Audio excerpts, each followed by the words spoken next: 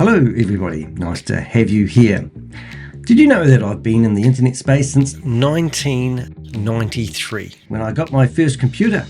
It was a SX25, 486 SX25. It was beautiful. I loved it. And I started getting into website development when I started up Christchurch's first internet cafe. So the process when you're starting up building websites is often you need a domain name, and that's where today's discussion and blog is really going to be of interest to those people who register domain names and wondering why the prices have been increasing in the New Zealand domain name space regularly. So back in 1993, you would simply register a domain name, and it was also almost a routine step. You paid a fee, you got the domain name, and you moved on. And to be honest, I've registered plenty of domain names over the years. Off the top of my head, I would say over 1,000 domain names. Do you know, I've never actually really stopped to think where the money goes. I had wondered why I have to pay to register a domain name, and I thought maybe administration, but with today's world, it's all automated a lot of the time, isn't it? So as I said, I've never really stopped to think where the money went when you pay for a domain name. But recently, things have started to change. Domain name prices in New Zealand have started to creep up. Not a little bit, quite noticeably. At first glance, I assumed the registrars were bumping up their margins the same way many companies adjust for their services over time. But once I started investigating, I found out that wasn't the case actually at all. It's the wholesale price of domains that have been increasing across the board for everyone. When the cost is pushed up at the source, every register has no choice but to pass it on. That's when the penny dropped. We're all paying more, but nobody is actually explaining why. So I started to dig a little bit deeper, and what I found was genuinely concerning, hence why I've published a blog and now doing a video to raise some awareness around this thing that's happening. It almost feels like we're being held for ransom. An organisation that markets itself as transparent, yet refuses to provide even the most basic breakdown of where their millions of dollars are going. Behind the scenes,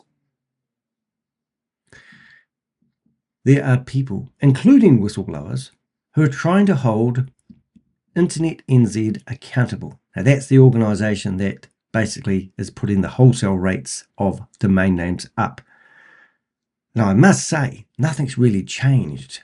Their costs haven't seemed to have increased. They're still making a profit, but they put their prices up anyway. That's probably the reason we're doing this video. Yet the moment they are questions are raised, they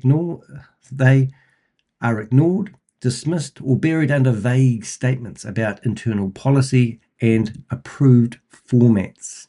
So this investigation uncovers what's really happening with the money, the decision making, the claimed regulatory authority, and the complete lack of accountability inside the organisation that manages the NZ domain name space.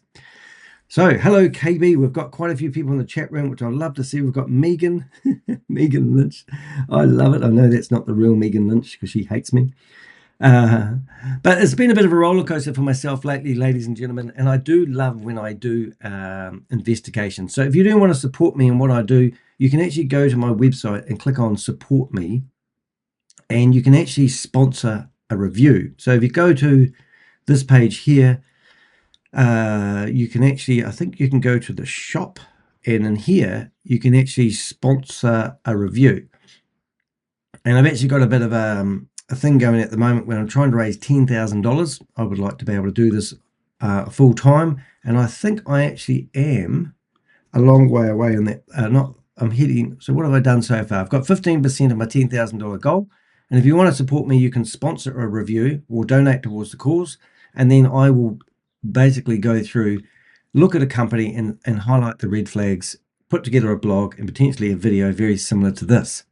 Now I don't do this for the money, but I am trying to be a full-time investigative journalist, And as I'm in the private sector, I'm literally trying to do this as a full-time job to merit the time and energy that I put into it. If you don't know much about me and what I do, I have a team of Avengers who actually provide me a lot of intel about things that are going on.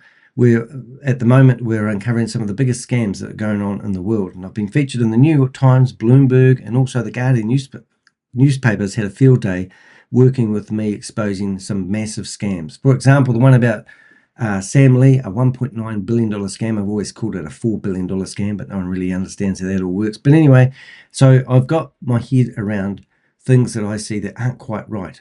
And recently I've been getting myself into a little bit of trouble because people are fighting back, not with the answers that I'm asking, but with legal letters threatening things like I'm doing defamation because they claim they don't want to answer my questions and it's ruining their reputation. So I say to people, why don't you just answer the question? And this particular review is a prime example of the lengths that I have to go to get a response. And to date, I've got crickets. And that's why I'm now putting these people out on notice. So if you have any information about the InternetNZ domain name registrar and any correspondence that you have given them that has gone to deaf ears, I want to know about it. And we'll add amendments into the blog as we get them. So this is a live blog and it will be updated as we get more and more details as the time goes on. But let's not bore you with me talking. Let's get into the blog and let's see what we can do. When an organization controls the NZ domain space, manages millions in charitable funds, and positions itself as a guardian of New Zealand's digital infrastructure, the public expects transparency, honesty, and proper governance.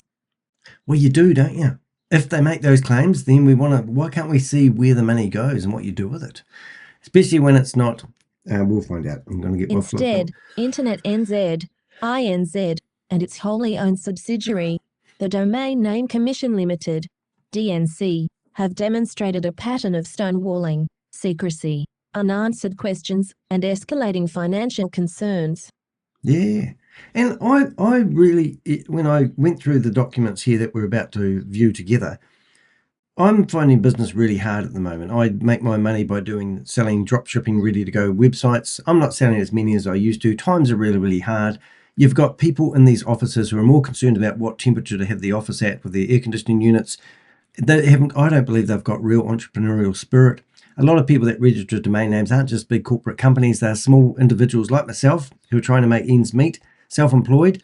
And then all of a sudden they decide to put the price of domain names up. When you've got 100 domain names like I used to, I don't now, but I used to look after 100 domain names, increasing prices actually really affects business.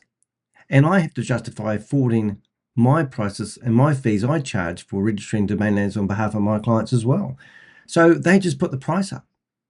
You would expect them to say, oh, we had to buy a new computer that goes bing, and it cost bing, and we need to increase the prices because bing, but they don't. They just put the prices up. And it's not like they're making losses.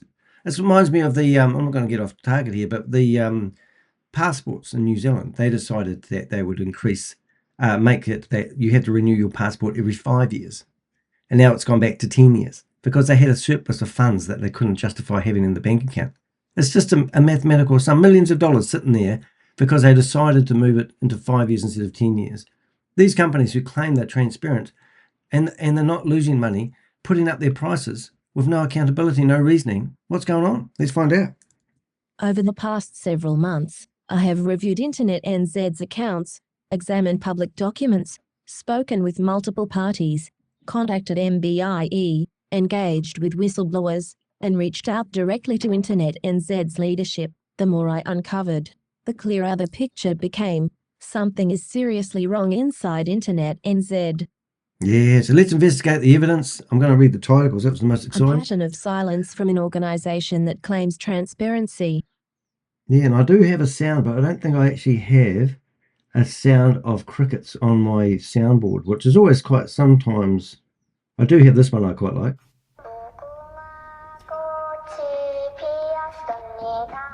It's games. What's it called? Something games. Squid Game. and if I find something funny, I'll make sure I do this. And I always my mum used to always say, when there's something, if we ever had a family gathering and somebody was in a bad way and the room went silent, My mum used to always chirp up and say, no one's talking about the elephant in the room. So maybe this is a chance for us to, have a look. Now, I don't know if I've read that paragraph after all the excitement. InternetNZ repeatedly describes itself as transparent and accountable. However, members, journalists, registrars, and whistleblowers all report the same behaviour. Legitimate questions ignored, disclosures dismissed, and accountability avoided. Yes, so they just want to ignore these important questions. At the 2025 AGM, attended by more than 1,000 members, dozens of reasonable questions were submitted. Most were left unanswered, even when there were no other questions in the queue. These questions covered. Yeah, now is that AGM to the public? Imagine doing that. I mean, this is what we get in these Zoom meetings where we gate crash and we're asking questions and they kick us out. At least, I don't know if they kick people out, but not answering the tricky questions. Just answer the easy questions. And some of the questions, I'm not saying this is the case, but I've seen this in other things that we've investigated. And they'll answer the questions that have been staged by people. Public good funding conflicts of interest who approves grant allocations. DNC's legal authority financial transparency governance concerns the 22% NZ price increase. Yes. So these were some of the questions that people wanted answered. InternetNZ did not answer them. That silence reflects a broader pattern. Yeah. So let's have a look into it, see what this company is actually doing. Millions flowing out without proper public disclosure. InternetNZ accounts reveal several red flags. And listen to this. Now, this is the truth of the matter. In 2025, InternetNZ transferred $11 million into an endowment fund. This fund now pays out around $1 million per year. On top of this, InternetNZ's main accounts appear to distribute a further $4 million annually to external entities. None of this is properly itemized or publicly explained. Yeah, so if I've got my facts and figures wrong, please let me know. I would like to have the correct information. We obviously get intel from the Russia. Oh, no, we don't. But you know what I'm saying? If I haven't got this information correct, this is what we have gathered. And we're trying to be transparent here. And this should be transparent anyway. And we should be able to find these figures quite readily. But that's what we've come up with so far. After InternetNZ increased NZ wholesale pricing by 22% in July 2025, it added roughly $3 million per year to its revenue. A whistleblower summarized the scale succinctly. Yeah, so now we've gone from 5 to 8, I think, but let's have a listen. Exactly. In 2025, the total amount flowing externally may have been as high as $5 million. In 2026, once the price increase is included, it could be $8 million. Yeah, so this does piss me off really, because I've actually been in the offices of in Wellington with this company before, because when I was starting out, I used to hitchhike myself around New Zealand creating one-page websites for people, and I used to register domain names for clients all the time. And I was actually quite well known at the moment. I actually started off a business way back in 1997, and I used to call myself New Zealand's mobile internet consultant. I actually called myself New Zealand's leading internet consultant because there was no such category at the time called internet consultant. So I thought I'd take that and call myself the leading internet consultant and also the worst internet consultant because there was no category. That's my reasoning at the time. I was only young. But I used to, I used to have an online calendar where people could see whereabouts I was traveling around New Zealand, and I used to have people watching it. And they used to see I was coming to Wellington or I was going to Palmerston North, wherever it was.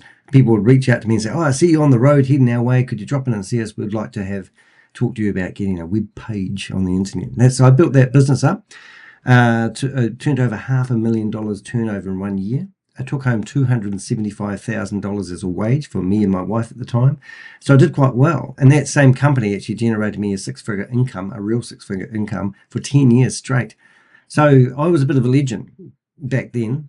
What ruined it was getting married, getting a divorce, and also the internet changed. And I couldn't move with the times. But I had a real good relationship with Domains NZ because I was one of the original internet people. So there's something you might not know about me. And I've had my criticism along the way because I do things differently. Every time you do, you get criticized by somebody who normally lives in an office with an air conditioning unit. Just saying. But in that case, I did actually go into the offices where in Wellington, where the domain names were actually registered to meet the people, and they were sort of like quite happy to see me at the time, which is good. Yet InternetNZ refuses to Susie's provide here. who receives these funds, why recipients were chosen, who approves the allocations, whether conflicts of interest exist, what oversight is in place, which board or staff are involved in decision-making. Yeah, now one of those ones that really does stick out to me, whether conflicts of interest exist. And that's the big crux of this, because we are all, like you buy a lotto ticket, and Lotto New Zealand divvies up the money and gives it to a lot of charities. And then you can see the charities that are benefiting from receiving the money. So if there's conflicts of interest, then these need to be addressed. And that's one of the banes of this whole investigation, is there's some charities that seem to be receiving funds and we're not sure what exactly is going on. And for an organisation that claims to be transparent, we're kind of saying, well, why aren't you guys transparent? For a charity entrusted with public interest funds, this level of opacity is unacceptable. Unacceptable, Captain Ben. Potential conflicts of interest. Who benefits from these payments? One of the most serious concerns raised by multiple whistleblowers is the possibility of conflicts of interest between InternetNZ's board members and the organisations receiving funding. This isn't an accusation, it's an unanswered question, and the fact that InternetNZ refuses to disclose basic information makes the question even more important. Yeah, now look at me. Here I am, basically giving you a summary of what I'm about to read. Obviously, you might think I've read this article before, which I have. I've prepared it. So, I just don't know why companies can keep getting away with this. Is it because they're cozy and they're little wee, what do they call those, in your matchbox, full of fluff? What do they call that stuff? Cotton wool buds. And they've all been packaged up nice and safely, and they're nice and cozy in their wee corporate offices. And they're going, oh, we can do what we bloody well like. We don't have to be worried about anyone sticking their nose in our business because we're protected, because we've got all this protection around us. Well, you haven't really, have you? Because surely if the Commerce Commission, if this was a proper company, the Commerce Commission could go and have a field day, really, couldn't they? You make claims. Can you back those claims up? That's what I've been doing. The public still has no transparency over who sits on the committees or panels making funding decisions, whether any board or staff member has direct or indirect ties to the beneficiaries, whether any of the money flows back through relationships, associations, or aligned entities, whether declarations of interest even exist, or if they're enforced. No one is saying wrongdoing has occurred. No, and that's got to be very clear about it. We're not saying wrongdoing has occurred. However, if you could answer a few questions for us, it may actually save you a lot of grief. Now, the other thing I will say, if my team of Avengers decided to start investigating this full time, we would find connections normally. I'm not saying this is the case here, but this is what we do. We've gone into Florida at the moment, and we've found 130 people in connection to Goliath Ventures Inc., and they're running a large-scale Ponzi scheme. Now, I'm the whistleblower. They've offered me $150,000 to shut that up. And that's quite alarming. And now we're going for another wave. Something really cool happened yesterday, which I can't tell you, but we go in there and we find 130 people that are connected to one scam, one individual. And everyone's got their own story and reason to be involved. When you start spending the time and the energy investigating where the money goes, who collects it, who knows who, these circles that you see where people are in different organisations start to overlap. And then we see what's really going on.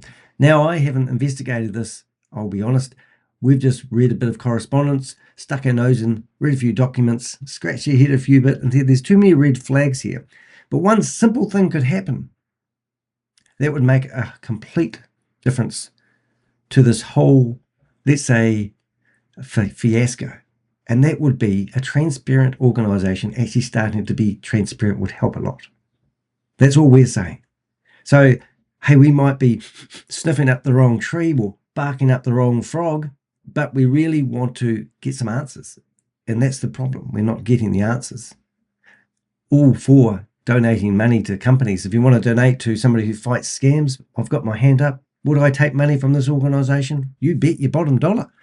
Would I like to know why they decided to help me? Yeah, why not? Would I be proud to stand on the stage at the next AGM and say that I receive funds from domain names NZ because I fight scams, and we report domain names that have been set up. Just recently, I don't know if they've got the .co.nz, but we reported a scam called prime10.co. So prime10.co.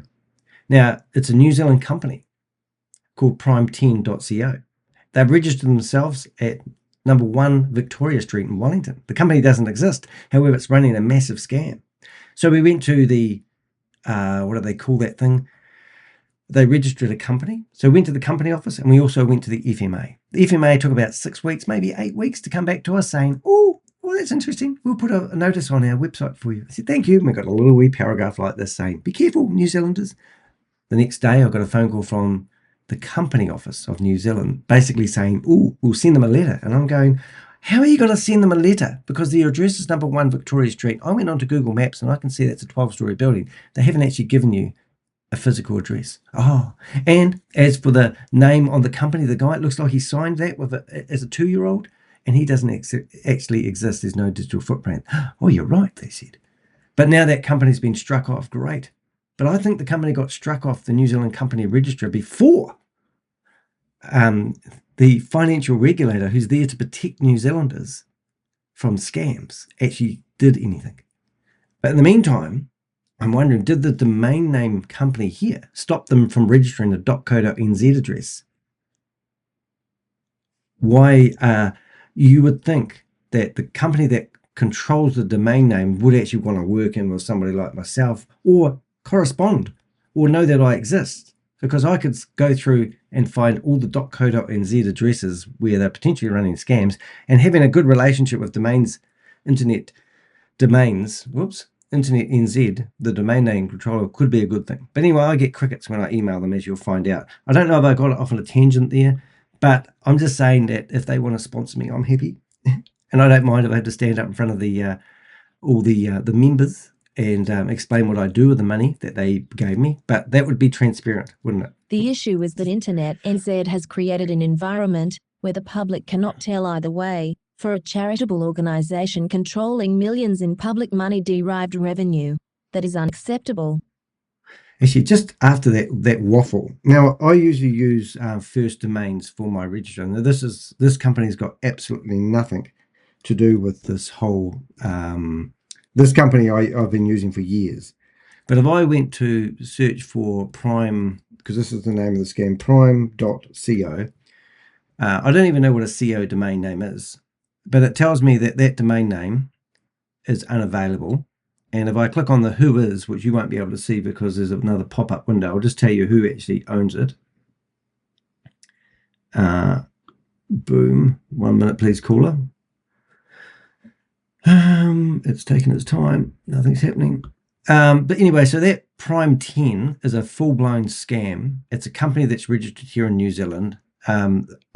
This domain name, I presume, is not actually registered within the New Zealand domain name industry. So that's a wee bit misleading what I've done.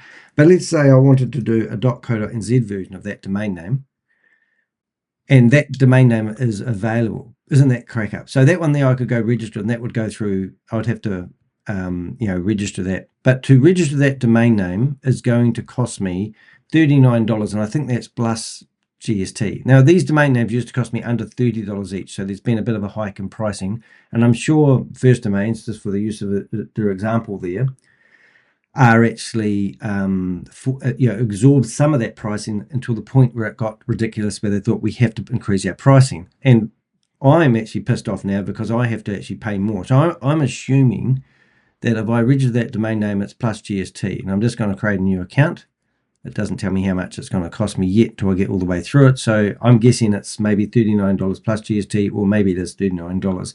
But when you have 100 domain names, that's actually a lot of money. It's around about $4,000 a year that I'm paying, and I have to pass on to my customers because my customers don't know about domain name registers and they don't know anything. But my point is, I've got a bit of a bane under my belt, if that's the right word, because a lot of companies can just go out there and fire up a domain name, set up a website present, and run a scam. And the very last thing that we have to do is we have to submit a whole lot of information to get these scams reported. Having a relationship with a domain name company could be a really good thing. rather than have to wait for the FMA to come out. And and something I didn't show you, just while we're on my high horse here, if you did go to this company here who's claiming to be registered in New Zealand, they blocked, when I started corresponding with them instantly, as I was talking to them, they blocked the domain name from anyone in New Zealand seeing that website. But they're still promoting it as an actual opportunity for New Zealanders. So if I go Prime 10, you can see that they're still coming up in the search engines, and you can turn 10 into 10 files with Prime 10. And you come down here, you can now see the warning, and you can also see, so here's the FMA warning. I'm just using this as an example of how hard it is for us to block a domain name. So you can see Prime 10, and they're based in number 1 Victoria Street, Wellington, which, if you really want to get into this with me, you can see here that they are claiming that if you go to the company office, they were claiming that this was their address, and that just happens to be a, I'm guessing, 12-story building. And would you believe I've actually been in that building, and I know. So that was a bogus address, a bogus everything. I think it took, I don't know, took a long time. Took, I don't know, 8 weeks, I think, before the FMA actually decided to push that out. But it literally took me, that's on my website. I'm just gonna show you. It took me 2 hours to do a full investigation about this company and to shut down this website. To produce a blog and a video, it took me about 2 hours all up. Why do government departments not work so fast? So here I am standing here, and this Prime Team company, this lovely lady standing in front of the beehive, targeting New Zealanders, and the scam's still going today. Why do government departments take so long to act? How come I can't go to the domain name register and shut that domain name down in a heartbeat? All I needed to do was to provide a link to the New Zealand, company office. I just needed to prove that they hadn't got a proper address. I had to prove that the person that is the company owner didn't exist, no digital footprint. It's just ridiculous. But anyway, that's how hard it is for us to stop. So these domain name companies, what are they actually doing with the money? That's my point. I'm not saying that prime10.co was the responsibility of InternetNZ, but I'm just using it as an example, as a blanket example, that policing domain names could actually make a huge difference to fighting scams.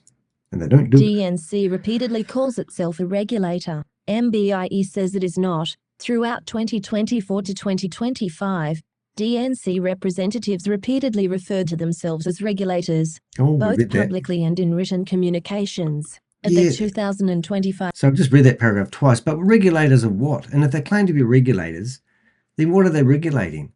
So, and I just don't think that really added up. I'm going to read this paragraph. Remind me, somebody, that I've read this paragraph. I've read it twice.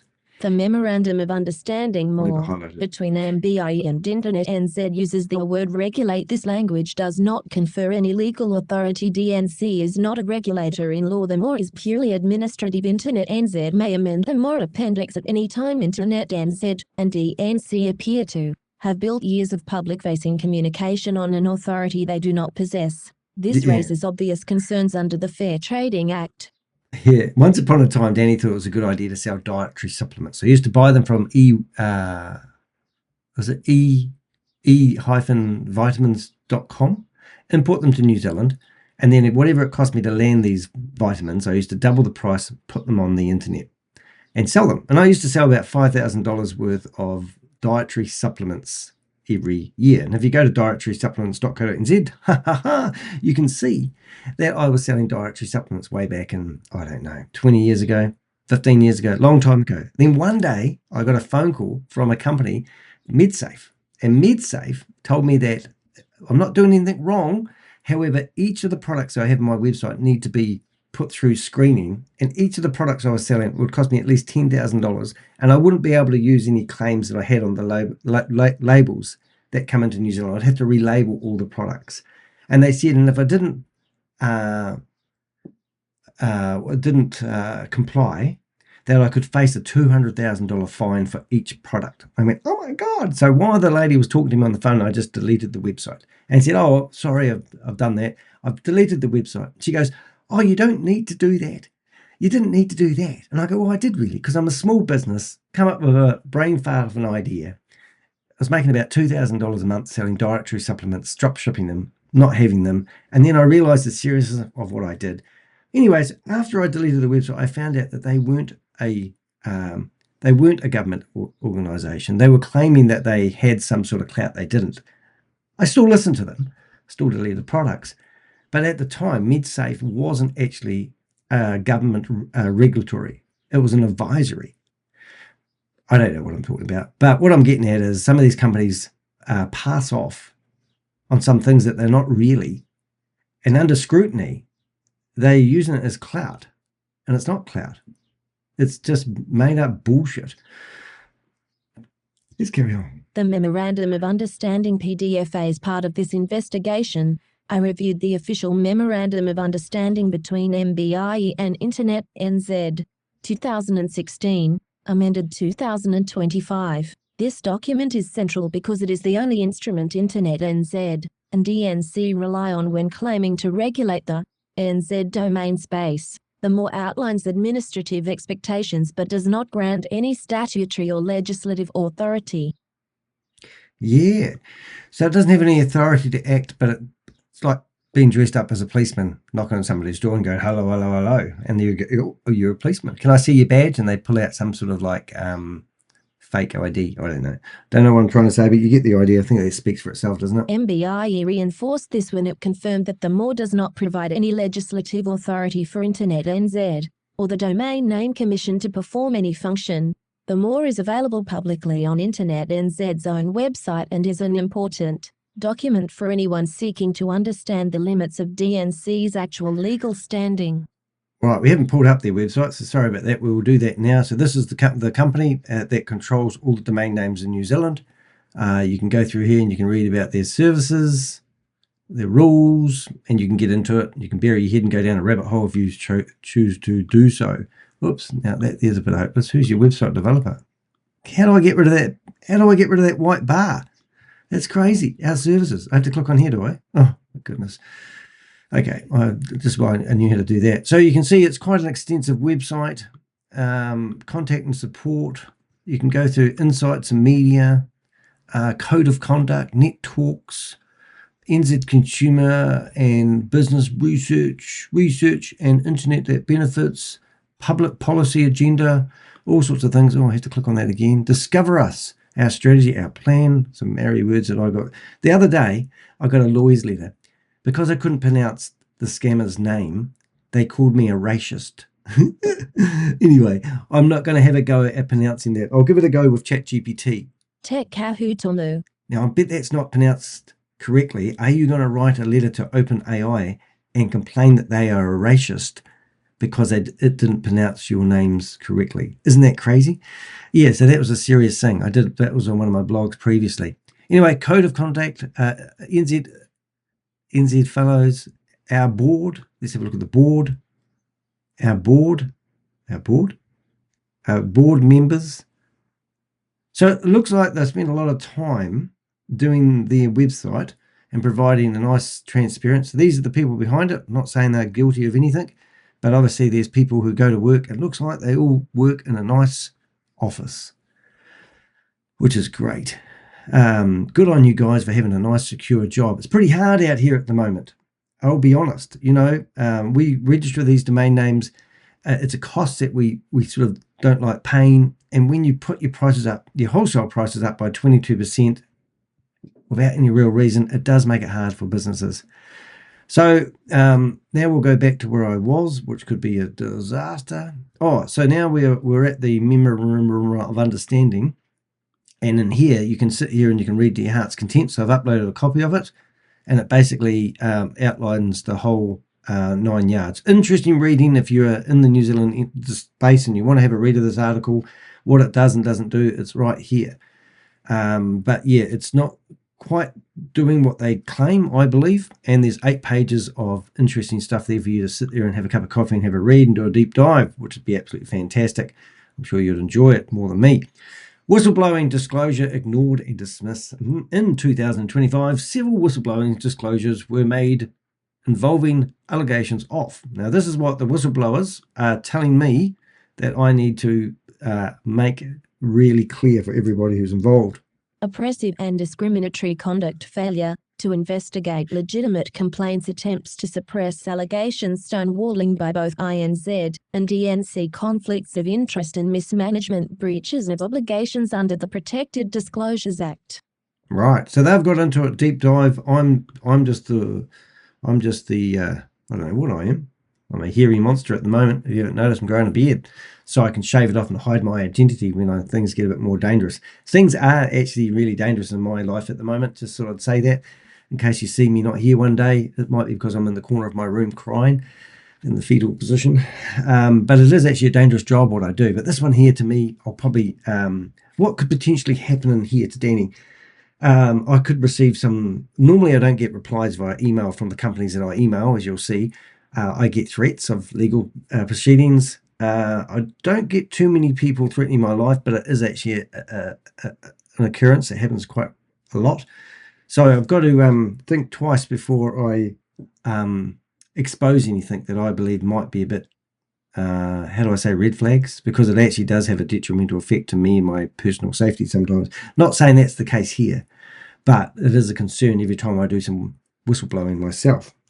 Disclosures were sent to the chair of DNC, the CEO of InternetNZ, the chair of InternetNZ. The proper escalation channels months passed with no investigation. Some disclosures were dismissed as not serious, without proper review. Yeah, I mean, yeah, this is everything's serious in my eyes. Anything to do with affecting, I think 40% of Kiwis are self-employed.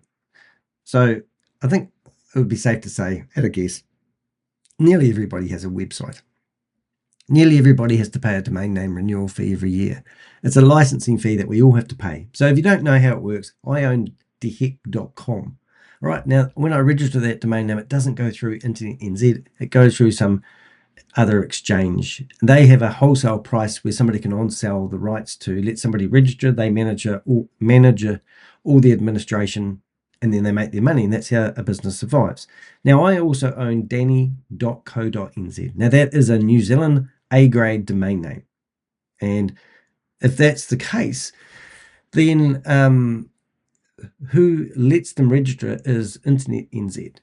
And they wholesale the price of those domain names off to the registrar. Now, the registrar sends me a bill every year, and then I pay it. In my case, I register domain names for my clients. Not all the time, but sometimes a client will want me to manage their domain name. Now, I actually charge $100 a year to look after the domain name administration for a customer.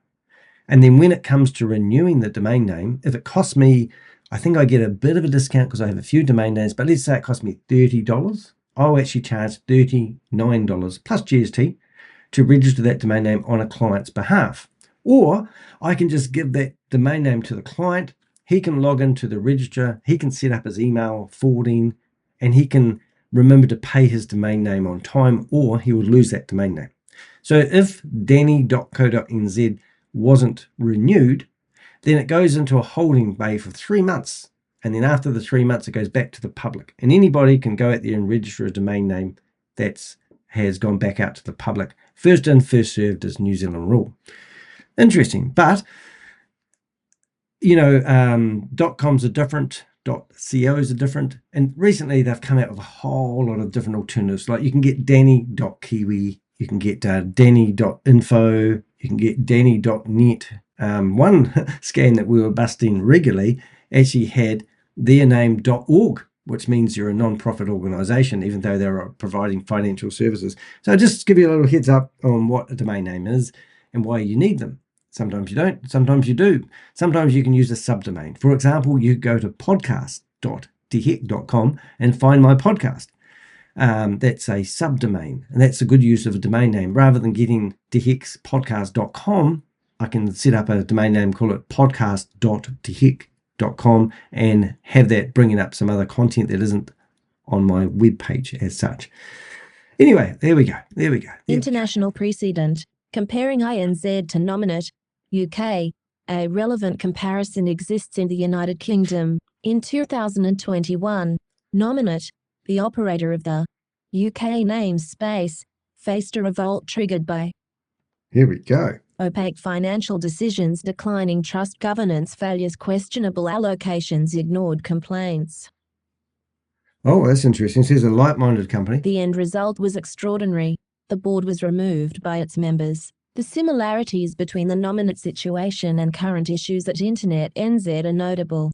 Well, there you go. So people like me, whistleblowing, creating awareness around these things. Here's a company in the UK that the board members all got struck off. So you could be concerned, you guys. You might not be able to find the air conditioning remote in the office on Monday, but you might have some other concerns when people get more aware of what's actually going on or what's not going on. Be more transparent, I'd recommend. Who oversees InternetNZ? The current board, given the scale of financial authority, public responsibility, and decision-making power involved, it is important to understand who currently oversees InternetNZ and is accountable for its governance. The following individuals sit on InternetNZ's board. All details come directly from InternetNZ's publicly available profiles. Yeah, so we're not going to go read through all those, but there's 8 people who sit on the board at the moment. You can read these names if you want, and I'm sure there's some pretty clever people in there as well. We've got chartered accountants, IT, technology leadership.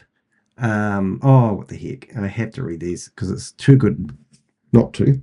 Stephen Judd, chairperson with over 30 years in IT and technology leadership.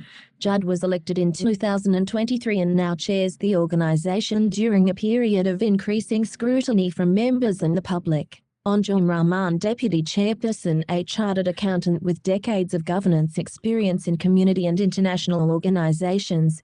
Rahman brings strong financial and policy background to the board. Yeah, just remember, just because ChatGPT isn't potentially pronouncing these names correct, it doesn't mean that I or OpenAI is racist, just in case I get a lawyer's letter. Anthony Bowe, appointed board member based in Auckland. Bowe has extensive experience in investment management, finance, and taxation, including leadership roles in financial services entities. That got some classy people. Kate Pearce, elected board member. Pearce is head of security at TradeMe and has a background in cybersecurity research, network protocol security, and diversity advocacy within the tech sector. Now that one there really kind of pisses me off. Head of security at TradeMe. Now, if you don't know what trademe.co.nz is, it's like an eBay website. Recently, you can log in there and they don't have 2-factor authentication. Would you believe? So I don't think they do, but you can basically log in. And what people have been doing is dormant accounts from people who might be in their 70s who don't use TradeMe anymore and have really weak passwords are getting their accounts hacked. And people are going in there and listing items for sale. And then when they transfer the money for the products that they've purchased, so they'll put listings on the website. People will purchase them, put the money into a bank account. You can switch out your bank account number without, you can actually go in there, hack into somebody's TradeMe account, switch out the email address to anything that you want. And there's no security around it. And it's been happening. At the moment, if you go and search for TradeMe and search for security, you can see now that one of the main reasons that they haven't done this is they have this thing called ping. And if you use ping to handle the money, it's what they call like more secure, but it costs you an extra percent on transactions. So if anyone said to me that they're the head of security at TradeMe at the moment, that is actually a major red flag, because TradeMe has been in the papers over and over again, and their whole systems need to be overhauled. And it's like saying everyone that's involved in TradeMe need to scratch that company and redo the way people log in and improve their security by tenfold, because at the moment the vulnerabilities in that company is just over the top. So the fact that they've got somebody on the board member for this who's head of security for TradeMe doesn't mean shit to me. Just saying. Pothole Abiasini Tuli, elected board member, a long-standing advocate for digital empowerment within Maori communities. Biasini Tuli co-founded Digital Natives Academy and works across technology, storytelling and education. Storytelling. That's a hard case. I'm just actually telling somebody that we're live on the internet at the moment. 1 minute, please, caller. YouTube done. Oh, hold on. Did that work? Well, I think it did. And do that one there as well. So let's have a go. Let's go. I don't know. I didn't listen to that one, but I presume that's if I didn't read that one. So yeah, so I'm glad I went through the training exercise. Richard Hulse, elected board member, a former RNZ media manager with deep experience in governance, digital transformation, and internet culture. Hulse has served on the InternetNZ Council since 2015. To Radio New Zealand, I've actually been interviewed by them a couple of times. Witu Fowler, appointed board member, a respected producer, director, and governance figure in Aotearoa's creative sector, with more than 35 years' experience across film, television and iwi-based media. Oh, that's pretty cool. Pretty talented. Daniel Spector, elected board member with 30 years in the tech industry and expertise in cross-border governance, trade policy, and digital infrastructure. Spector has contributed across Asia-Pacific markets. You're probably wondering why I said 8 board members. There's actually 10 of them, and I'll explain why in a picture in very soon. Dylan Reeve, elected board member. Reeve began in the early internet industry before moving into film and journalism, where he focused on online misinformation and wrote Fake Believe, Conspiracy Theory in Aotearoa. Yeah, so if we went to was it InternetNZ, contact and support, media, discover us, our board, there we go, found it. No, we didn't. Board members. All right, look at all the people here, right? See the people, all the pictures, the people, the clothes they're wearing, right? And then when you come to here, you can see they're wearing the same sort of clothes. I asked ChatGPT, I don't know, maybe 50 times to create 10 people at a board meeting with me at the front. And we could only ever create 8 people. But you can see, if you look at here, it's quite clever, really. But I'm just trying to get back to where we were. I'll just get rid of that. And you can see that the clothes, so we've got the same blue shirt, the lady, him, and it's quite cool. So when I'm reading through here, I keep thinking 8 because there's actually 10 people. And that's why there's 10. Okay. Jonathan Ailing, elected board member, a public policy and governance leader with ministerial advisory experience. Ailing focuses on digital rights, civic infrastructure, and public interest stewardship of the NZ namespace. So at a glance, you'd think all those 10 board members are doing a dandy job, wouldn't you? This group collectively holds responsibility for financial oversight, governance, transparency, and the ethical operation of the NZ domain name system. As questions continue to grow around InternetNZ's decision-making and financial disbursements, public confidence depends on how this board responds. Right, so for the sake of transparency and public accountability, and this is below is the exact email I sent InternetNZ as part of this investigation. I contacted InternetNZ's chairperson, Stephen, is it Judd?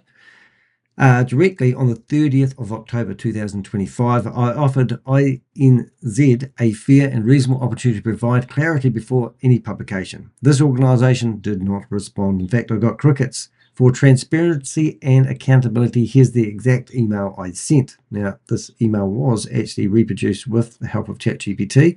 As far as I'm aware, it's word for word to what I sent. Let's have a read. Dear Stephen, my name is Danny DeHeck. I am a New York Times featured investigative journalist, also profiled in Bloomberg and The Guardian, currently investigating a story concerning InternetNZ and the Domain Name Commission. I have been reviewing InternetNZ's published accounts and recent AGM transcripts, including several questions raised by members that remain unanswered. A number of these concern the organization's transparency and financial governance, specifically regarding the use of public good funding, transfers into endowment accounts, and the oversight of related entities. I would appreciate clear answers to the following points before publication of my upcoming piece scheduled for release within the next 7 to 15 days.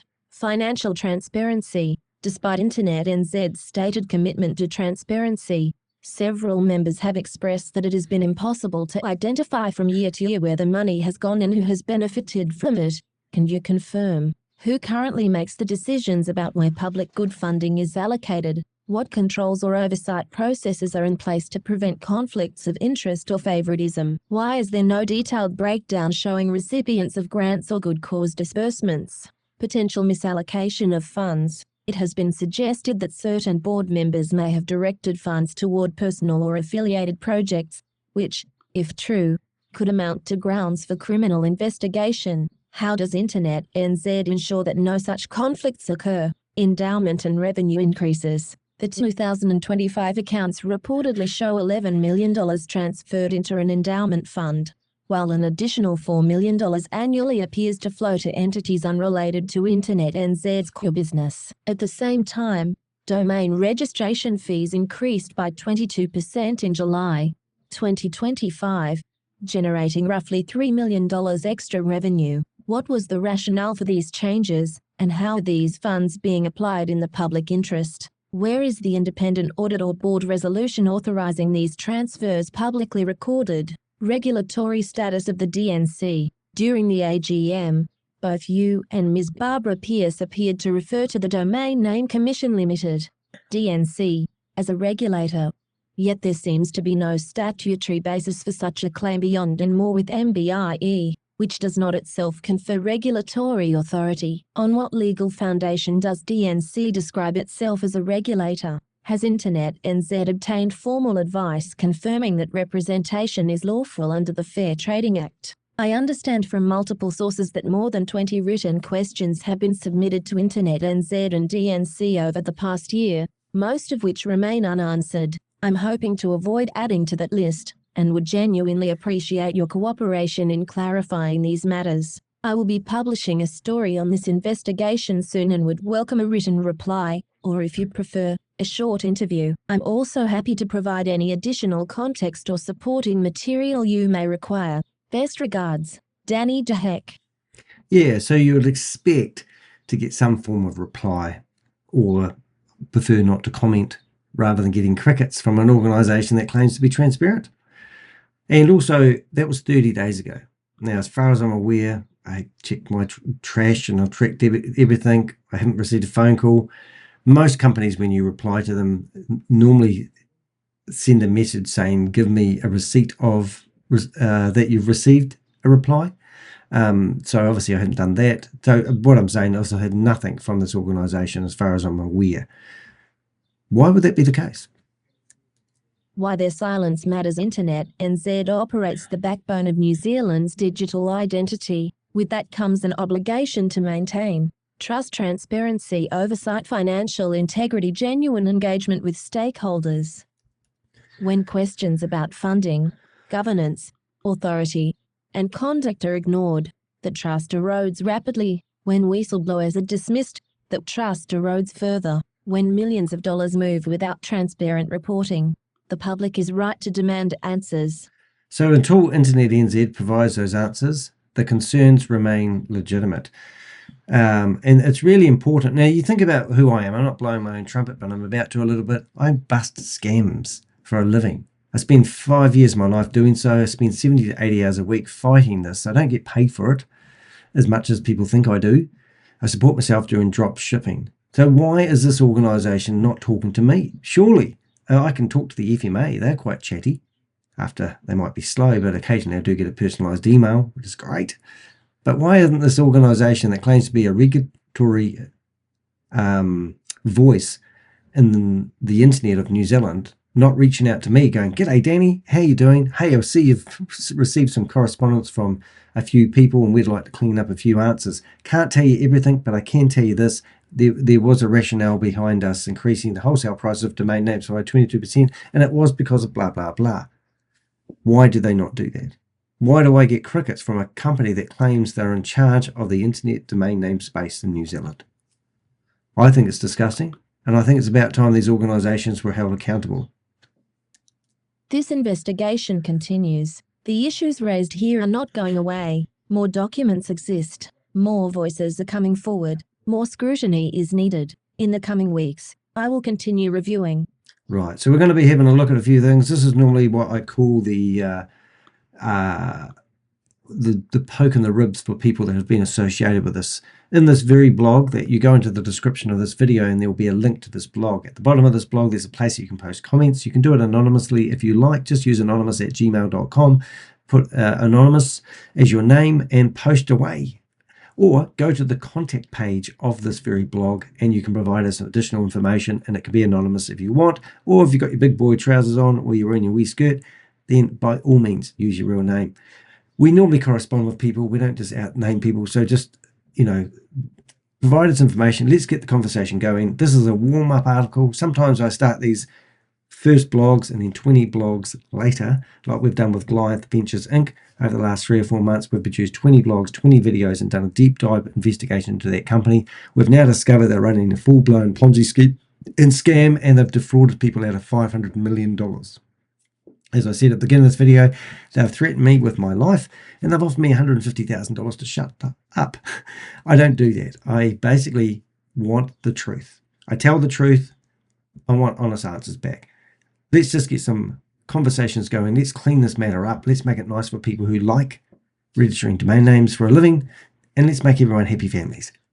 Deal? Great. Right, glad we had that conversation. The more in full DNCL's public claims oversight by charity services, InternetNZ's financial arrangements, potential conflicts of interest, governance behaviour, international parallels. The NZ namespace is a public asset. The public deserves transparency and accountability from the organisation that manages it.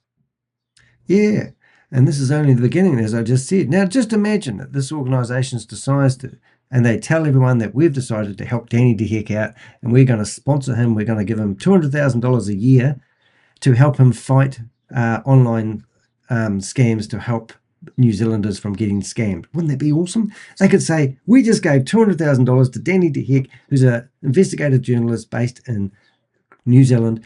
Was it ABC News have actually deemed Danny de Heck the biggest scam fighter in Australasia. And that's what they've said. ABC News in Australia deemed me the biggest scam fighter in Australasia. What a great person to actually donate to and give some of that money that you're hoofering off. Or are you going to sit there and think, oh, I know a mate down the road that's running a business, and he could do it with some of our money. He would like me at the pub when I go. I don't know. I'm not saying that's true, but you get the idea. If you are giving this money away to good people who need it, then why not name them? Why not name these organisations that you're giving the money away to? Or just be transparent with it. I mean, it's not rocket science. It may be de Heck science. So how is this investigation done? Well, I rely on open source intelligence. We don't hack into anyone's computers. We rely on publicly available records, archived web pages, corporate filings, domain name data, social media activities, and if it's not, I don't think this one's got anything to do with the blockchain, but you get the idea. That's how we gather our intel about this information. So if I don't have this information correct in any which way or form, as I've already said 30 days ago to, is it Stephen, whatever his name was, he's welcome to do a write a reply, and I'll add it to the bottom of this blog. If you don't know who I am, I don't know where you've been, about the author, Danny de Heck, and look, Danny de Heck now has a page on Wikipedia, which is really, really good, and we're always updating it. We've got a few dubious people. Oh my goodness, they've now got B. Sconfield in here, the Rolling Stones lady. Oh my god, this is fantastic. So we've got a lot of scammers in here. I must just give this to somebody. People who are adding content left, right, and centre. I tell you what, you don't want to be in my... this is really funny. So this is a journalist who has been investigated for their journalism by serious investigators, have actually managed to publish. So have a good read of my my Wikipedia page. It's a bit of a laugh at the moment because every scammer known to man is trying to... how do I say? Oh, it's a bit hard to say things, but it does make me laugh every day I go in there. So I've actually posted a page on my website called Smear Campaigns. And in here, I show articles. So if you come down to around about here, I've got all these YouTube accounts that have set up YouTube channels to defame me. And then we've got all these people who have set up domain names. So you can go to DannyDeHeck.com or DannyDeHeck.info. Fake journalists we've had taken off. And this is a good example of how it actually works for domain name companies. So deheck.co. So I'll give you an example. We go to this one here. So now what I've got happening is my Wikipedia page. People are going to these sources of information, people who have set up websites to discredit me, and they're using it as credible information. So this is me, guilty, and this is the some of the the type of content that people are using to defame me. Writing all this information, it's just quite horrendous at the moment. However, my as Wikipedia, so what's happening here? We've got Wikipedia have now published an article about me. People are going in there and basically using smear campaign articles, which is a crack up. So it's quite cool. Hey, if you're not being talked about, you're nobody. But I'll have a read of that later. But I just noticed a lot of these articles are actually getting, they're going to town. It's quite neat. Even like WP Engine temporarily disabled DeHeck's website following a complaint by Shavis Shadinki. Now, Shavis is a guy who was a 10-month investigation with Bloomberg. Bloomberg went through his company and found out that he wasn't backed by Visa as he claimed. And I caused him so much grief that he had a stroke, and he blamed me for that stroke. So we put videos on the internet of Shavis chain smoking when he thought he wasn't being filmed, and we were actually filming him. And since then, Bloomberg's done an amazing feature article exposing him. So now he produced fake documents, sent them to my ISP, claiming that there was a lawsuit. They were all produced with ChatGPT. It even had the square brackets, insert date here, button, and it also had all the emojis that you get when you create stuff with ChatGPT. So my hosting provider, WP Engine, gave me my marching orders. And now somebody's put this in here like it's true and factual. But the reality of it, if you go to my website, you can read the truth of all these smear campaigns. And everything I do is transparent, everything I do. So my website at the moment is actually protected by Google Project Shield, because I had 2 months solid worth of denial server attacks, meaning they throw so much data at my website, the website gets overwhelmed and crashes. So Google come along and said, you're an independent journalist, we protect people like you. So they've provided me a service called Google Project Shield. And if you go to the bottom down here, you can read about Project Shield. You can even see me with a shield. And I actually got myself, I landed on my feet basically with that. So now they've got people who are trying to write to YouTube and Google, wherever it is, Google, and claim that I shouldn't be backed. And that's a daily thing that happens when you fight scammers. The scammers fight back, and sometimes I just take it as a grain of salt and laugh. But most of my day is actually complaining, writing, addressing, and trying to keep and manage a force of scammers. If you come to the homepage of my website, you can see that this is just one of many blogs. Currently, I've got around about 400 blogs that expose scam and scammers. And every single one of those is done with open source intelligence, and we do a lot of. So if you want to support me in what I'm doing, please do consider joining the YouTube channel. It is much appreciated. And it's just tiring. It gets to me every now and again. People are always coming after me, but when I get something that's more local, I like to do a story on it. Now, no doubt I'll get some sort of letter telling me I've defamed somebody somehow. Even I don't know how I have. If you watched this video and you thought I have, it is just a low-blowing, cheap way of when you accuse people of doing things. For example, I exposed a New Zealander who used to work for a government agency, left his job, and now promotes a full-time scam, a scam full-time. The company that he's promoting has been flagged by the FMA. They have produced over 250 different domain names trying to keep the scam going. He's left his government job and now working at recruiting people. We have evidence of the guy promoting the scam. We have a victim who we managed to get his money back after he took out all his savings out of, what do they call it, Sharesies. and we managed to get his money back. Actually, he came out $150 on top. He said that he was going to double his money in 1 month. But after he got all his money back, he was up $150 out of the deal. The guy that helped hold his hand through the whole lot has now sent me a legal letter claiming I'm defaming him. The lawyer said because I didn't pronounce his name correctly, which I won't do, I'm a racist, which I just can't believe. But these are the lengths that people go to stop me reporting the truth. So any information that I have in the blog that isn't correct, that's why I give people the right of reply. Please do provide that right of reply if I don't have the information correct. As I said, it's open source intelligence. Anything I find or discover or give to you guys isn't made up in my head. It's found on the internet. We read documents. We use AI to help us identify any red flags. But when I read the blog, hand on heart, it's truthful, genuine, good old-fashioned reporting. I'm Danny the Heck. Thanks for watching me. We'll see you in the next video.